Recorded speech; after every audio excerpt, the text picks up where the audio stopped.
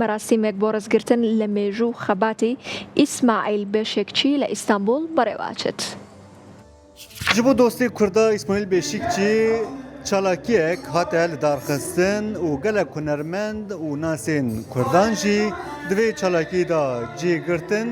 û hem bo piştgiriya İsmail Beşikçi ji ber ku ew nexweş e niha nexweşxanê de ye bo ku bêdermankirin û jêra şîfa xwestin û ya din îro roja cejna zimanê dayîk ye hunermend û nasên Kurdan peyamên xwe belav kirin.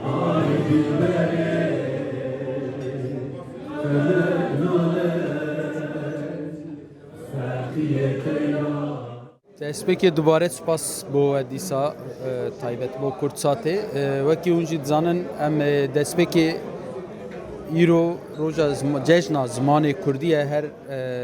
hemû Kurd divê berê em mal da zarokê xwe ra rastî jî zimanê me zimanekî dewlemend e zimanê me zimanekî gelekî qedîm e divê berê her tiştî hunermend rewşenbîr her kesekî Kurd be pêşî bi zimanê xwe di malê de em viya bixin wekî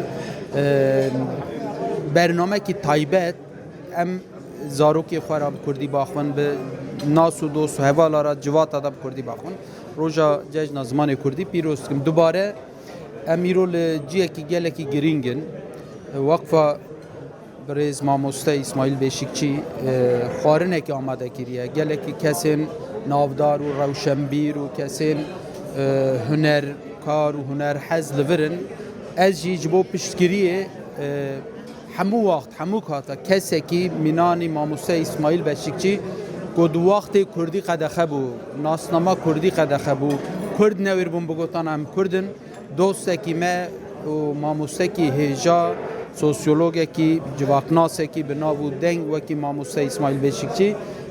di wê demê da behsa Kurd û Kurdistan û nasnama Kurdî dikir û bi rastî bedelekî mezin da.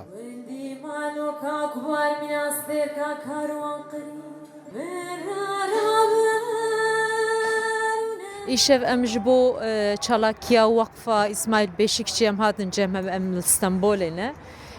çalakiyeke ji bo wefadariya xwe em nîşanê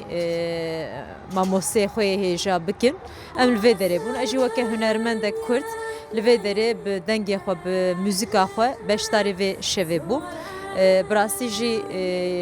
mamostê me yê hêja İsmail Beşikçi ji bo civaka Kurd ji bo me teva gelek şexsiyeteke girîng e û bi qedir bilind e ez dîsa ji vir jêra tenduristî û hurmetê xwe jêra dişînim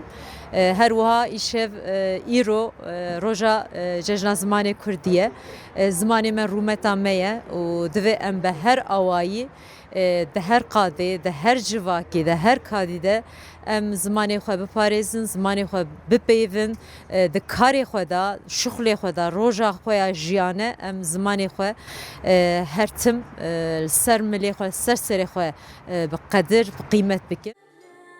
Dema dewletê navê Kurdan qedexe kiribû İsmail Beşikçi li hemberê vê biryarî derketibû û behsa Kurdan û welatê Kurdan Kurdistanê dikir. Niha nexweş e nikare biçe çalakiyên Kurdan. Lê Kurd ji bo vefadariya xwe nîşan bidin çalakiyek ji bo İsmail Beşikçi li Stenbolê li darxistin. Ew jî bi rêya zûmê beşdarî vê çalakiyê bû. Ferhat Yaşar, Kursat, Stenbol.